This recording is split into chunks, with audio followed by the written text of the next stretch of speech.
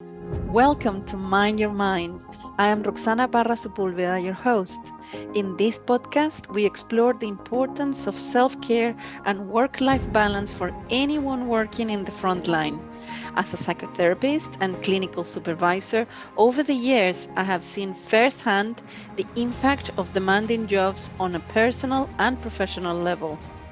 I will be sharing my years of experience and expert insights to help first responders, care and health professionals, charity and higher educational frontline workers thrive in their careers rather than burnout.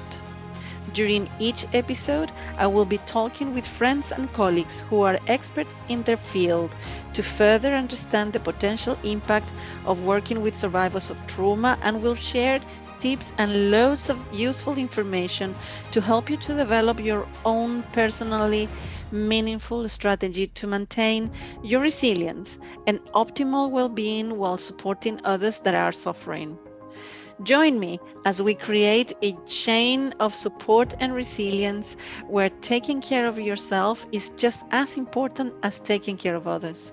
Remember, selfish is kind. Is that we have field work from the very beginning. Good morning. Good morning. If you want to enhance your practice, avoid secondary traumatization and burnout, conflicts with witnessing stories of trauma, and emotional or physical. Welcome to Mind Your Mind today. I'm very excited to have a very good friend and colleague, Belen Dominguez, with us today. She is a somatic trauma therapist, transpersonal therapist, personal facilitator of women's circles, specialized in trauma, yoga therapy for post-traumatic stress disorder, yoga and meditation teacher, accredited as senior teacher trainer by the Yoga Alliance Professionals UK, as well, and E-RYT by the Yoga Alliance. She is the creator of Velo Wellbeing, and since 2010, she has been working with vulnerable women within diverse communities in the UK and Argentina. Since the pandemic, she is working online with women internationally. She created her own online school where she provides teacher training, workshops, masterclasses, and more to people around the world. She shares different tools added to her experience on how to connect with our own body in a compassionate way and how to activate our own tools for self-regulation. Somatic practice and yoga techniques are used as healing tools to enter the body and thus heal those wounds that have been anchored in the physical and mental body. Mindful and somatic movement, somatic breath, trauma-informed meditations, and more are some of the tools used in one-to-one or group practices. She started yoga because she found a way to heal herself. Today, she's still walking in this path of healing, being more aware of her own body, her own feelings and sensations. She lives with post-traumatic stress disorder, but she learned how to regulate herself. She's still trying every day. For Belen, every day is an opportunity to heal. Every day is the opportunity to help others. She currently works in nonprofit organizations, bringing somatic trauma therapy as well as teaching in yoga studios in London and online groups classes, mentoring, workshops, specializations, and hatha yoga teacher trainings in Europe and Latin America. Hi, Belen. How are you doing? Welcome. Hello, thank you so much. Thank you so much for this space to talk with you. It's an honor for me to be talking here with you. And thank you so much. You are very welcome. And I'm very excited as well because we will be talking about something that is close to your heart and it's related to your practice, to your yoga practice, and all what it is about trauma growth and healing, but using all the techniques and the tools that yoga can give us and can bring to us. And I'm sure We will be sharing as well some ideas and tips and tools for our audience today and for all our frontline workers listening. How to start to incorporate probably some elements of what we will be discussing today in their well-being practice, in their own self-care strategy. So Belen, as a yoga practitioner, Yes. what is your approach to the practice on the mat? Okay. For me, the practice on the mat is my laboratory, where we can safely enter those dark or uncomfortable places where we can connect with ourselves. And it is from this place, this mat, I call the mat, but could be outside the mat as well, where we can experiment without stressors. Because from this place, we are re-educating our nervous system so that when we leave the mat or that moment, we have the tools to act instead of reacting. So that's why it's so important to practice to re-educate our nervous system before that the situation is happening in that moment, okay? Because sometimes some situations can be caused as stress. So I'm talking about stress, but mean chronic stress. So in our life, there are a lot of stressors, but if we learn to re-educate ourselves, our nervous system, our body, we can continue our life without reacting in front of those stressors. So that's why I say it's a laboratory for me, the mat, or the moment before that situation happened. Yes, and also it sounds to me that is that a place that we can practice and prepare, no? In previous episodes on unlocking stress, we were thinking about this, when stress is chronic, then we need to start to implement different techniques, different ways to, first of all, understand our stressors, but also to prepare, to be ready for the next situation that we will have to face that may be stressful. And especially when we are working in the front line, we know that the day-to-day it can be quite stressful because there is a lot to take care of. You know, there is a lot of people that is coming with lots of needs and multiple and complex needs that need our attention. So in this process of creating this sense of resilience, I've heard you talking about before about interoception, and how that then will connect into this way of preparing ourselves for the next stressful situation, for the next session. How interoception can help us or is connected with resilience? Well, when we work with another, when I say helping or accompanying other through a service, we must first be aware how we are. So being able to be aware of what happened to us is essential. Knowing how to regulate ourselves allow us to take care of ourselves and as well taking care of the other. In order to observe ourselves where we are, we must pause, a conscious pause before each intervention. We all have our own story, and sometimes it happens that the story of others also affect us. So I think that self-observation to identify where I start from is essential to take care of ourselves and to take care of others. Because each beginning is different for each person, And if we talk with from the frontline workers, because for some, it may be easy to observe how is our body, or how is our breathing, how is our sensation, how is our mind. So here, we need to be, we can talk to a specific concept that is interoception. And the interoception is linked with the concept of center and grounded. So it's begin with the focus.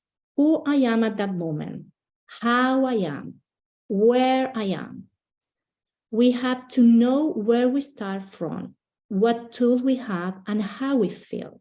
Because the body, its own language through emotions, sensations, symptoms, and the body remember what our mind tried to avoid, because this is a way of survival. So it's, and I will explain something that I think is very important to go to the concept of interoception, because through the neutral pathway that our body and brain communicate. Why I'm saying this? Because this neural pathway send message from the bottom up, and this is the 80% of the communication is from the body to the brain. Okay, so body, brain, and from the top down, so the brain to the body, is only 20%. So that's why it's so important to go to this concept, interoception, because this is the key. The interoception gives us the possibility to look inside. And most of us have here of the 5 basic senses, no? Touch, smell, taste, sight, hearing. But maybe few of us know that this concept interoception, because this is a sense. And interoception has enormous consequence for our well-being.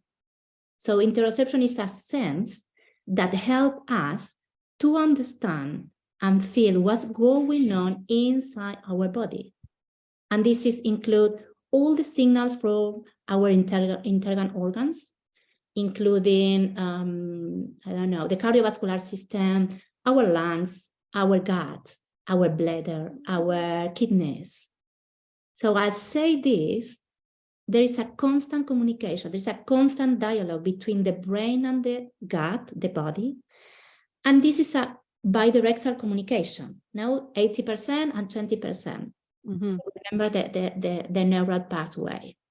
And having trouble with this sense, interoception can also affect our self-regulation. That we'll talk about this as well. Yeah, it's so interesting all what you're saying, Belen, because it's bringing to mind a couple of things. One is about how much in my own practice as well, you know, I always tell and when talking in supervision with my supervisees, and I'm always thinking about this notion that how each of our clients will touch us in a certain way. It could trigger us, it could bring a memory, it could make us think about something that we never thought about, make us open our eyes to something that we never even imagined could happen, especially when we are working with trauma, no? Yeah. But this is something that I always thought about the after the session. Yeah. And you know, that sort of the reflection that you can do after the session. But I have never come across with the idea that you are suggesting, that it's important to pay attention to where are we at before the session. How are we facing this session? What are we coming with into that connection that we will have with the other? So to use interoception, this fantastic sense that is so unknown, that can help us then to understand that very point. How are we entering the communication that we will have with our clients?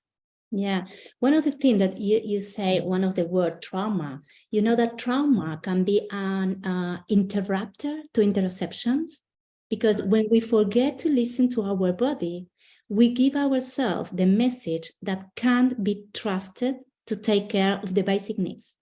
So but we can build this skill. This skill, talking about interoception, yeah. So we can build this skill to develop this awareness, and increase awareness leads to increased interoceptor, which in turn leads to more health and vitality. So well-being, we are talking about well-being. It is essential to recognize what's going on inside us. Yeah, because when we are self-aware, we can notice what is happening in our body, our sensations, our emotions, our feelings. So we are in the present moment.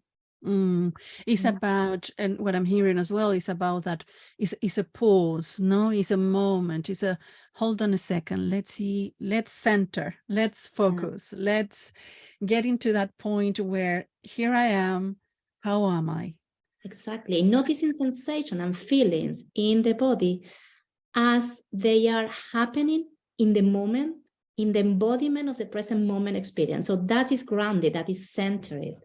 So that is so important, to listen your body, what's going on inside you. And because anyway, it's interesting, because this is making me think about how much we sometimes are working, because in the busy environments that we are working in, it's easy to go into that sort of pilot mode, no? The one that in which we are just functioning almost firefighting, and there is no space to hold on a moment, to pay attention to how are we.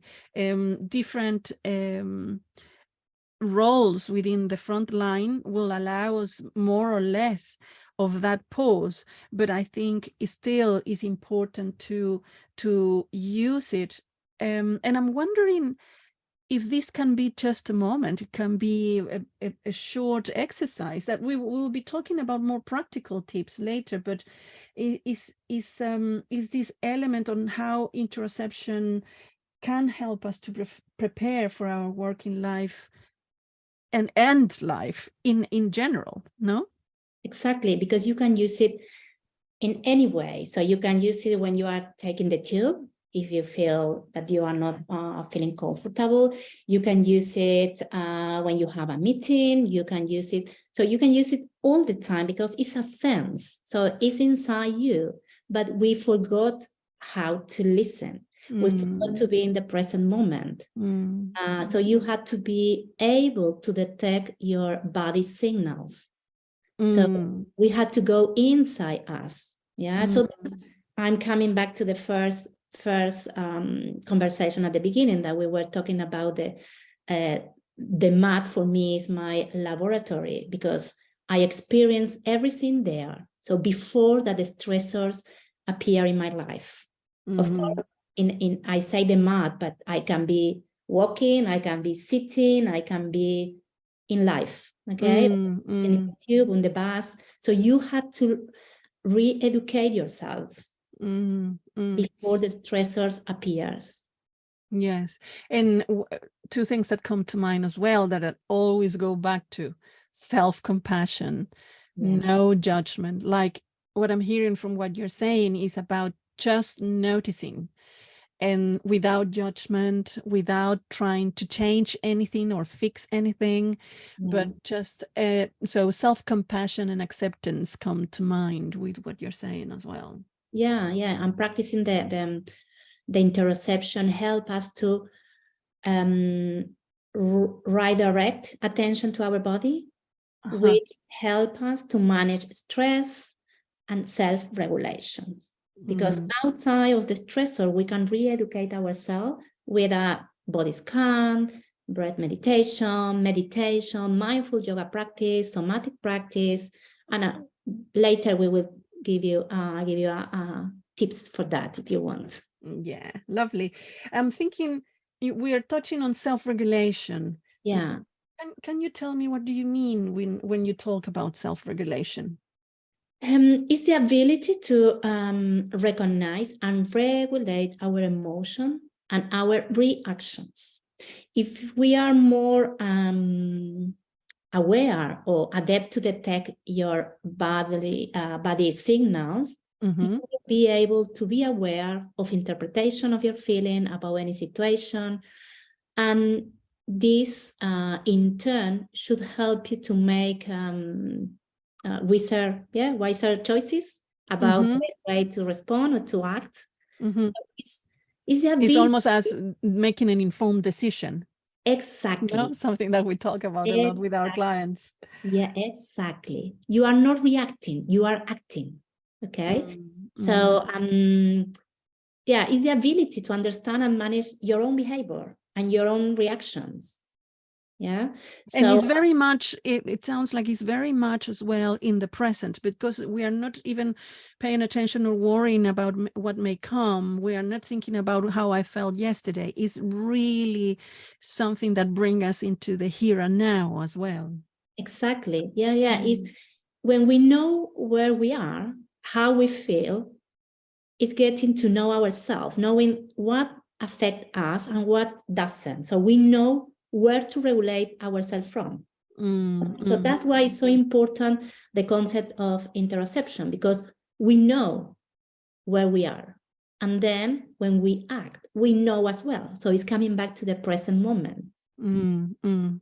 Yeah, it's being aware, it's more and more aware if we are in contact with our sense. And in this case, it's interoception. Yeah. How fascinating. I'm thinking as well about this combination, no? This idea that what we think, what we feel, what we do, and how all of that is interconnected, right? But when our emotions are too high, that will definitely impact in the way that we can think and plan and organize. And therefore, that will impact as well in the things and the way that we behave, how irritable we may appear to be, how we relate to others, how we move in the world. And so it sounds to me that that moment of pause that help you to understand where are you at that present moment can also help you to understand what do you need and how then that will help you to manage your emotion, to self-contain your emotion and regulate it. Exactly. It's to find an equilibrium, it's to find a balance. Because when we react on our nervous system, we are in the sympathetic nervous system, okay? So we are alert. And our alert state is when we can't rest. Okay, so in that moment, sometimes it's very difficult when we react to make a conscious decisions. Okay, so the ideal is to find a balance, but you need to know where are you in that moment. Okay? And I think here is important what we're saying in terms of timing of what we're doing, no? And that this sort of the practice of interoception needs to be in moments of calm as well, no? In moments where you can it's safe for you to allow yourself to pay attention to yourself. And I like the idea, you know, of a walk in the park and just breathing and just noticing how are you feeling, what is your body telling you, no? Because we have in psychology, there is a very long history of the division between body and mind. But with the evolution and the research and the understanding of neuroscience, we more and more understand and are aware that body and mind are so interconnected. There is no separation, that it doesn't exist, that separation. That separation is just a technical way of in order to understand each. But what you were saying, no, your gut will give you messages, your body is telling you something, and that's an important font of information for you to know what do you need as well, in terms of, sometimes I'm thinking you may realize in those moments that actually you need to go to therapy and find a space that is safe for you to continue reflecting about certain things that you're feeling and finding within yourself that require a little bit more attention, and so on. No, so I'm thinking about how interoception not only can help you to know where you are at in that, I mean, before you arrive to the interaction with your service users, your clients, your patients, but also how can it help you to know where are you at in general in life, and help you then to create your support system. Yeah. And this, there are a lot of research coming and that are recognizing interoception as a key mechanism to mental and physical health, where understanding our body signal help us understand and regulate emotional and physical state. So that's, now there is not a division. So we are one. And so the connection between the body and the mind is there. Of course, sometimes we need to talk about what's going on inside us, what are we feeling, but sometimes our body, and most of the time, 80%, our body is telling us something. And as we can recognize it, because we are not focusing in our body in terms, sometimes we connect with our body when we have a pain. And that is something that that we had to work on, that because we had to connect with our body from other side, not only when we have a pain. We had to connect with the pleasure, we had to connect with the joy. So we need to change that because that helps us to learn how to regulate ourselves. How beautiful what you have said. It reminds me about the importance as well to that we are not only talking about finding what's wrong with your body or what are the signals that are telling you about something is wrong, but also the signals that are telling you this is pleasurable. And this is good for me, and this is making me feel good, and is bringing me joy, is bringing me pleasure, and that also can be a very good guide to identify the activities, the different hobbies or people that we will be connecting with that can give us that as well, you know, that can help us to connect with that sense of joy. And an internal sense of pleasure and well-being. So it's important, I think, because we tend to focus on what's wrong with me. Exactly. And connect through the pain. And that is something that we have to learn to change, because it's okay to connect with the pain, but we need to connect with love more than the pain. Love is to focus in ourselves, to be grounded, to be present. Okay. Sounds beautiful. Self-regulation is necessary in this cycle. Yes. Exactly. So, and that is making me think, well, everybody knows by now that we like action, and our, you know, our audience and my guests normally are people of action. And so I wanted to ask you, Belen, about your favorite exercises. Is there anything that you can share with us today that can help us maybe with interoception and self-regulation? Yes, I love to do that. I love actions. So most of my intervention is about actions. So one of the tips, and is easy, so you can do it wherever you want. So now, if you are sitting, walking, so try to find 5 things you can see. Try to find 4 things you can touch. Try to find 3 things you can hear. Try to find 2 things you can smell. Try to find 1 thing you can taste.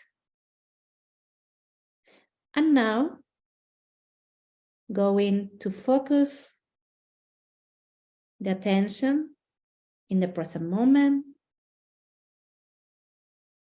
And feel free if you have your eyes open or closed.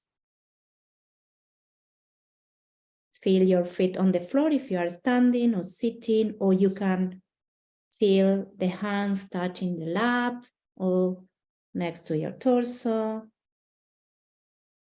Feel the support of the floor or the chair.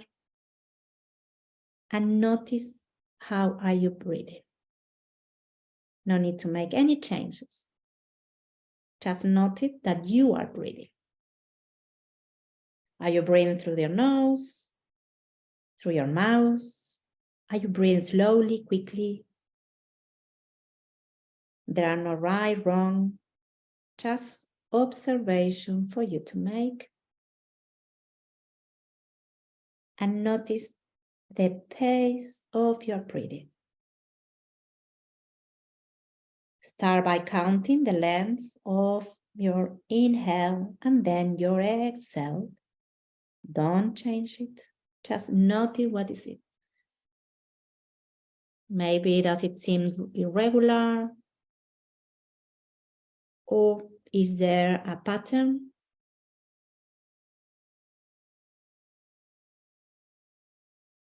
You simply are gathering information for yourself. Maybe if you are inhaling and exhaling for a count of 3.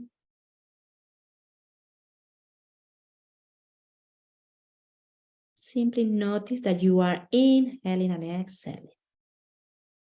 And notice that you are here now, present with your breath, bringing attention back to your feet, now to your belly, now to your heart, now to your head. Inhale and exhale. Now if your eyes are closed, open, just come back. And this is one tip that you can use it to connect with yourself, connect with what's going on in yourself. So I use this technique at the beginning, start focusing what's going on outside of me, because sometimes when we start going directly to inside of your body, maybe you can feel any trigger. So if we go directly to the breathing, sometimes, depending on each case, can feel trigger. So we can start focusing what's going on outside. So we are feeling us in a safe space. And then we can go inside, and this helps us to center, to ground it. And you can do it 2-3 minutes, no more. And you can do it all the time, because you can be there with this tip, this practice. Fabulous. It took us literally a few minutes to just allow ourselves a moment of concentration and finding that place. Thank you, Belen. Thank you. You're welcome. You're welcome. So you can practice.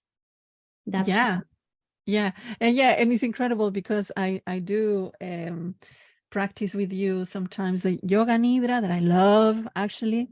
And your voice, it just takes me so quickly into that place of reflection, and interoception is so beautiful. Is there another one that you can share with us for, I don't know, interoception or self-regulation, whichever you prefer? Yeah, maybe one for self-regulation. So you have both. Okay, fantastic. Grounded, and then you have your life in the middle. Okay. And then you need to come back to the center. You need to come back to self-regulate yourself. And then the cycle start again. Okay. So one of them, I love this. And as well, you can do it wherever you want. And maybe we have time, we see, because I can offer 2. Self-regulator, because why I say 2? Because one is when your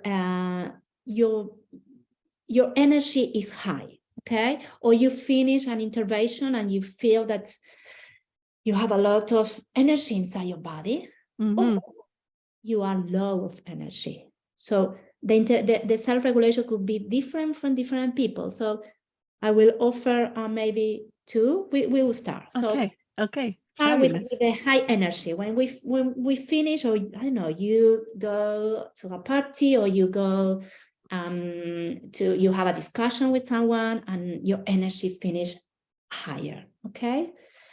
So you can do it sitting or standing.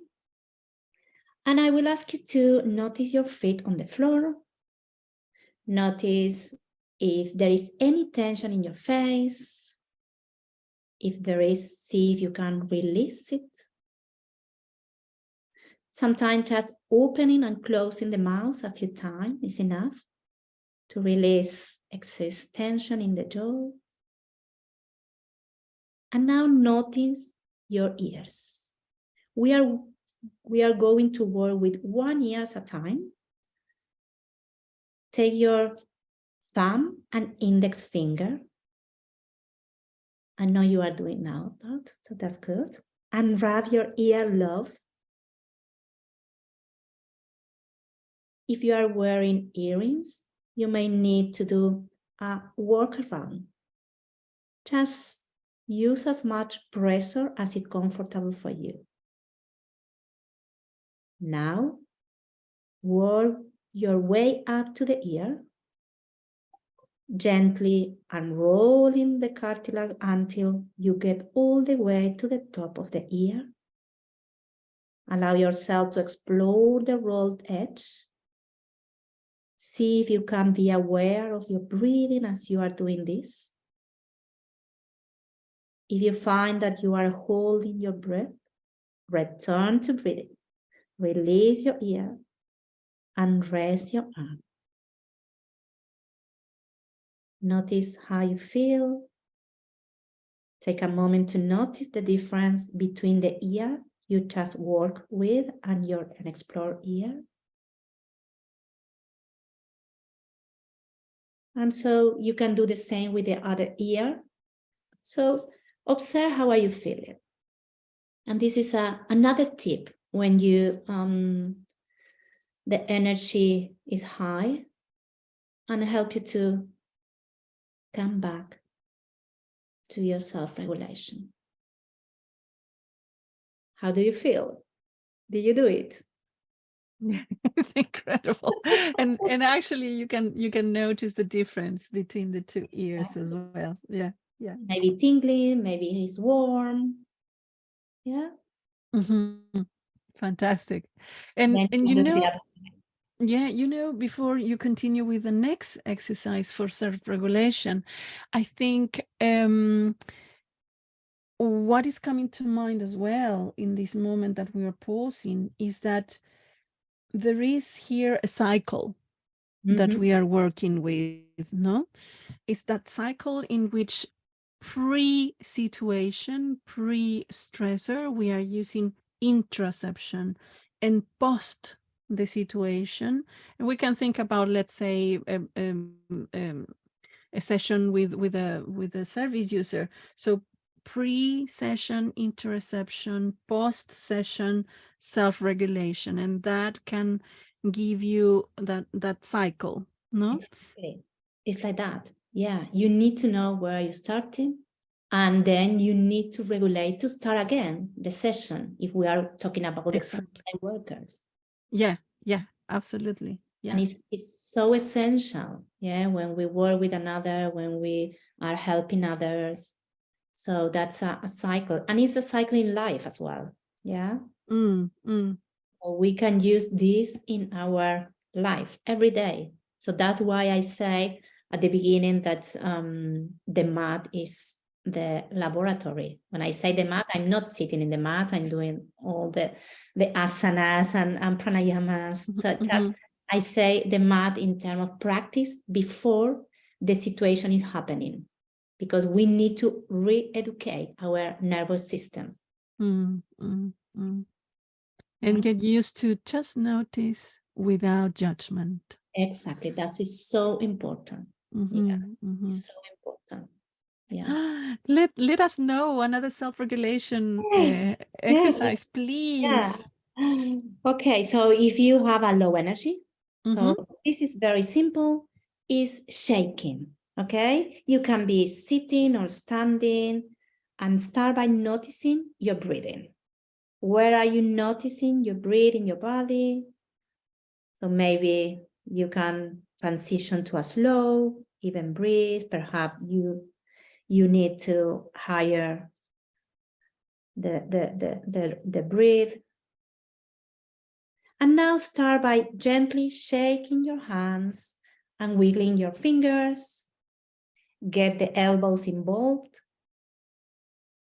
We are going for a jiggling effect. Eventually, we will move every body part that is able to move. If it all feels like too much, just do one body part at a time. So start to shake your shoulders if you can, if you want. If not, move on to your torso and then your hips. So remember, you can be standing, sitting. Begin shaking your legs, knees, feet. Feel free to pause if you are starting to overdo it. Remember, no pain, not throwing your back out. So now see what you can sustain for a few minutes. Perhaps it will be just your hands and arms with an occasional shoulder shimmy, or maybe you want to focus on your legs and knees. And now allow yourself to come to stillness. What is your breath doing? How is your body feeling? Maybe there is one word that characterizes how you feel right now. Now observe your body, your mood. And this is one of another tip that you can do whatever you want. And it's so fun to do this. Yeah. Yes, and re-energizing, no? Exactly. Exactly. And you feel all your body. You can feel it. Yeah. I was guiding you and I was doing it as well. And I feel, oh, I love it. Yeah, that's fabulous. It's interesting as well to acknowledge and recognize how different practices will impact us in different way, and that we need to use our interoception as well to identify those practices that give us joy, that give us pleasure. The tips that we are sharing today are fantastic and I love them, but we are aware as well that are not for everybody. So I want to encourage everyone to, when you are thinking about your self-care strategy, to allow yourself that trial and error kind of perspective, as you're saying, to just testing as well what works for you. And by connecting with that pleasure and that sense of joy and the connection of love, to let that to guide you, and for you to understand what will be your selected activities for your self-care strategy. In the meantime, I want to thank you, Belen, for being here today. It's been a pleasure to talk with you and to share all these incredible, useful ideas that you are bringing to us today. Thank you so much. For me, it was an honor to be here talking with you and sharing what I use regularly to my self-regulation and to learn about what's going on inside my body using the interoception to know exactly what's going on inside me. And that helped me to act. So be completely aware when I start to act. So that is something that I love to share, and is part of my practice, is part of my work, and is part of my life. Thank you so much, Roxana. I love to talk with you. You know that. And thank you all of the people they are listening to us. Thank you so much. Thank you, Belen. I'm looking forward to seeing you soon. Take good care. Bye. Thank you.